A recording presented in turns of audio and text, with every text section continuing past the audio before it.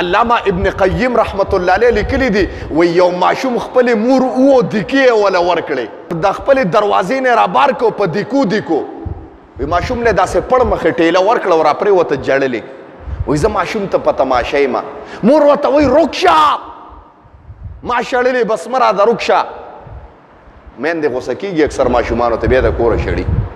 وی دې لړ داسې دا ماشوم روان دی جاړي او په شاشام ګوري وی ډېر سلګې وی زم پسې روانم او مې کتل یو ماشوم چوک کې ودرې د واپس راغی بیا خپل درشلې ته کېناست مور چې کومې درشلې نه را پردولې او پړ مخې هغې درشلې ته بیا کېناست وی ما سوچ کول چې دا ماشوم دې کې مور راووته سکار پسې غوسه وه ورته وی سپیه ته لعنې تلې نو دا ماشوم ورته داسې حیران ګوري وی مورې وی زه یو خبره کومه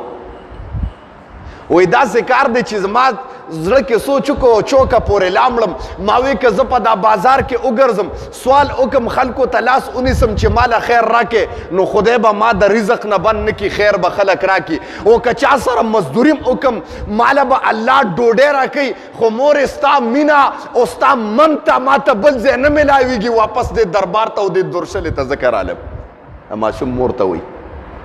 وی مور راټینګ که ورته بچیا او حق او سچ دی وی سینې پر راجخ کو بار بار خلو کورته بوتله علامه ابن قیم رحمت الله علیه فرمای وی قسم دې دا ماشومم زمونږ نه خده د خپل مور سره خو حق او سچ دی کنه مونږ د خپل مالک سره حق او سچ قسم دی نه یو ګورې